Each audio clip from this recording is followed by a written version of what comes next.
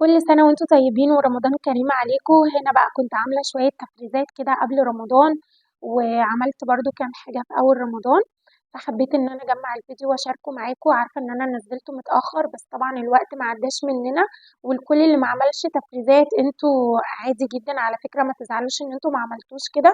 بس ممكن وانتي واقفة في المطبخ أو بعد التراويح تقعدي لو عندك خضار أو أي حاجة تقطعيه وتفرزيه وتسهلي على نفسك، عادي جدا مفيش أي مشكلة. انا مسجل لكم الفيديو ده النهارده 7 رمضان بعد صلاة التراويح، فقلت ان انا بقى اشاركه معاكم. اول حاجة بدأت بيها جبت زي كيلو ونص كده بصل. انا حطيت البصل كده في مية عشان خاطر ما يخلينيش ادمع وانا بعمله، وبدأت ان انا اقطعه واحطه في الكبة وافرمه. من الحاجات اللي بتسهل علينا جدا وقفة المطبخ ان انتي تفرزي بصل، مش لسه بقى هتقطعي او تخرطي او تجهزي او لسه هتضربي في الكبة. لا، ريحي نفسك، هتسيلك كيلو 2 كيلو بصل مثلا وقطعيهم وفرزيهم في الايام اللي انتي مستعجله او كده. بيبقى طبعا عندنا دروس، يعني ابني بيبقى عنده دروس، ممكن يطلع من الدرس على ما يخلص الدرسين بتوعه، نطلع على 4:30، على ما نروح ممكن تخش الساعة 5. فاللي هو أكون مجهزة الحاجة اللي هتساعدني وتسعفني في وقفة المطبخ وكده يعني. طبعا بيبقى عندنا عبادات عايزين نأديها، صلواتنا، نقعد نقرا الأذكار، نقرا قرآن عشان نختم بقى طبعا يعني في رمضان وكده. وبعدين طبعا قعدت فرمت البصل كده في الكبة، وبدأت أجمعه في أي حاجة كده عندنا، وفي الآخر بنحطه في أكياس ونشيله في الفريزر. طبعا لو انتي ما عملتيش أي حاجة، ما فرستيش أي حاجة، ممكن كل فترة كده أو كل يوم بعد الفطار بعد صلاة التراويح وانتي مش وراكي أي حاجة، أو انتي بالليل فاضية مش بتعملي حاجة وكنت سهرانة شوية، ممكن تقعدي بقى تفرمي بصل، تقطعي سبانخ، مرة تانية تفرزي كرومبا تشيليها في الفريزر تحضريها اليوم تاني. تجهزي برضو خلطة محشي. أنا ما عملتش بصراحة خلطة محشي، بس أنا قلت إيه، في يوم كده قبل ما أعمل مثلا محشي هبقى أفرزها قبلها بيوم أو بيومين، وأجهز برضو وأسهل على نفسي، بحيث إن إحنا مش فاضيين أو مش ملاحقين أو كده، يبقى عندنا الحاجة دي نطلعها من الفريزر. طبعا الصلصة الطماطم لازم تفرزيها، والطماطم رخيصة جدا في السوق. يعني أنا ساعات بجيب 2 كيلو ونص أو 3 كيلو ب5 جنيه على حسب كده السوق عندك وظروفه وكده. فمن الحاجات بصراحة اللي بتساعدنا جدا وبتسهل علينا وقفة المطبخ، وبالذات في رمضان عشان انتوا عارفين ان الوقت بتاع رمضان بيبقى ضيق جدا. أهم حاجة طبعا ان احنا ننظم وقتنا. المهم انا كده خلاص خلصت البصل فرمته كله. قمت جايبة بقى الطماطم. أنا كنت مسبكاها، باخد الطماطم أقطعها بعد ما أكون غسلتها كويس، وبحطها في حلة كده على النار، تنزل ميتها، وزي ما انتم شايفين بتبقى طرية كده. بعد كده باخدها أضربها في الكبة أو في الخلاط. أنا مش عندي خلاط، الخلاط بتاعي كان بايظ، فبعمل كل حاجة بصراحة في الكبة. بعد كده طبعا بنصفيها ونسبكها، بتطلع معانا أحلى صلصة طماطم، أحلى من إن انتي هتجيبيها من بره وكده. في نفس الوقت هتنجز معاكي جدا. انا كده قعدت اضرب الطماطم، قلت الاول اعبي البصل في الاكياس، الاكياس اللي هي بتاعه اللبن عادي دي بتاعه التلاجة، بنعبيها ونقفل الكيس كويس وبنشيله خلاص. انا حطيت طبعا كوبايه كده قدامي، كوبايه بلاستيك عادي، اي كوبايه عندك، حطيت فيها الكيس عشان البصل ما يقعدش يتقلب مني وكده.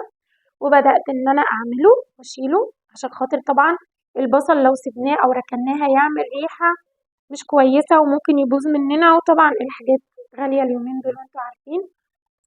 البصل ده حاليا تقريبا يعني الأبيض كان عامل 15 جنيه يوم ما جبته، لحد دلوقتي ب15 جنيه. البصل الأحمر عامل تقريبا 30 أو 35 جنيه حسب المكان بتاعك يعني. ما تخافوش خالص، الأكياس بتبقى مقفولة ومحطوطة، ولا بتكرف على الأكل ولا بتعمل أي ريحة في التلاجة في الفريزر ولا أي حاجة خالص. فاطمنوا من الموضوع ده. والبصل ولا بيغير لونه ولا ريحته، وبيطلع في الاكل برضو كأنك مقطعاه عادي دلوقتي، مفيش اي مشكلة. حتى لو هو مجمد يعني وانت ما قدرتيش تطلعيه، تاخدي كده بالمعلقة حتة بالكيس او بسكينة او كده، تقطعي حتة وتحطيها وعادي جدا يعني هيمشي معاكي. بس كده قعدت الفه في الاكياس واقفل الاكياس بالطريقة اللي انتوا شايفينها دي، ما ربطتش الكيس، وكمان عشان ما ياخدش مساحة كبيرة في الفريزر وكده.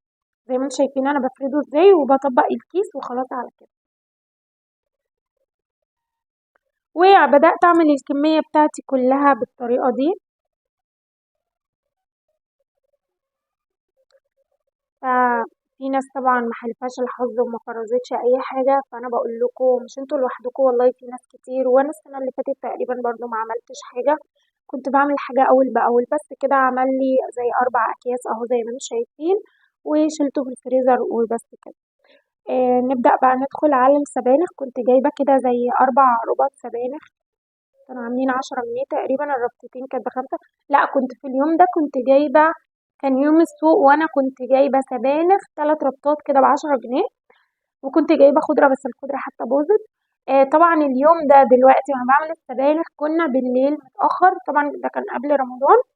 فوانا بقطع السبانخ السكينة كانت حامية جدا، وطبعا في آخر المقطع ده هيجيلكوا أنا عورت صبعي جامد جدا، السكينة نزلت على صبعي، فضلت أنزف يجي نص ساعة ورحت المستشفى، وكنا في حدود الساعة 1:30 2 إلا تلت بالليل.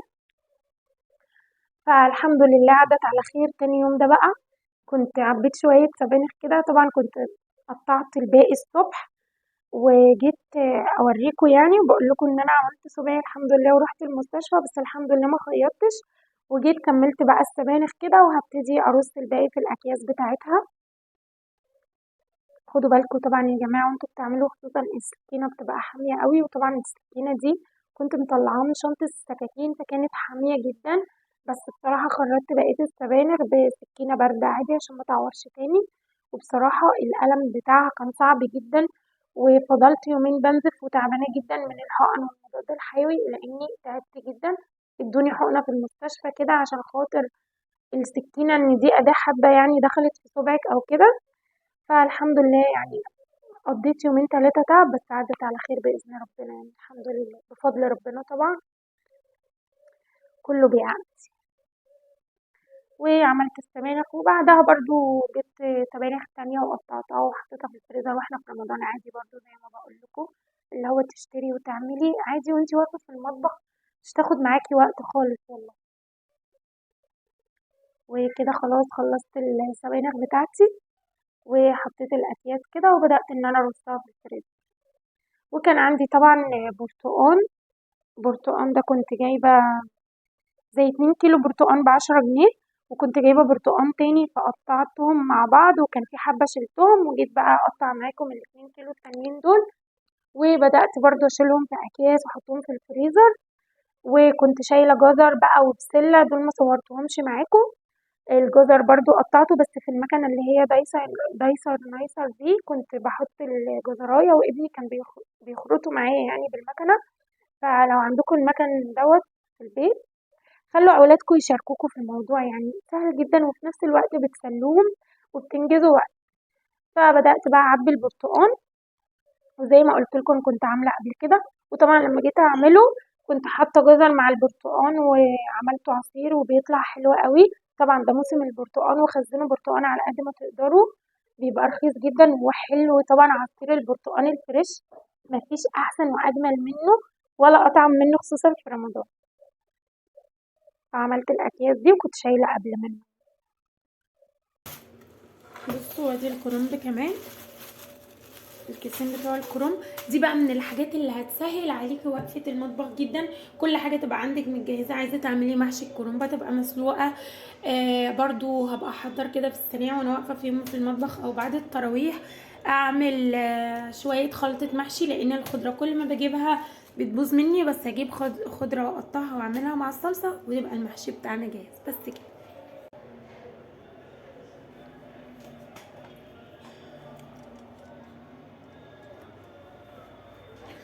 بصوا انا قطعت الفلفل ده، وعندي فلفل تاني، دول كانوا فلفلتين كده ماما مدياهم لي. فبعمل كل يوم حاجه مش الا ولازم قبل ما ندخل رمضان نكون عاملين التجهيزات. حاطه بشرب قهوه، تعالوا اشربوا معايا. النهارده اول يوم رمضان، هنبتدي بقى نعبيهم في اكياس التلاجة. واليوم ده بقى كان أول يوم رمضان، وكنت فترة مع بابا وماما، وماما كانت مدياني الفلفل الألوان ده، فقلت أنا هاجي أقطعه وأشيله في الفريزر عشان خاطر هعمل العصاج بقى تاني يوم. كنت عايزة أعمل جلاش باللحمة المفرومة. طبعا بحط فيه فلفل ألوان وفلفل أخضر، أنا قطعت بس الفلفل الأخضر وحطيت معاه شوية فلفل ألوان مع البصل مع كل حاجة، وطلع زي الفل. طبعا كان عندنا دروس درسين لابني يعني. كنت مجهزة الحاجة قبلها، وبعد كده جيت كملت وحضرت الفطار وكل حاجة كانت زي الفل، وبنروح نصلي التراويح وكل حاجة ماشية تمام الحمد لله. كل سنة وانتم طيبين، أشوفكم على خير في فيديو جديد. باي باي.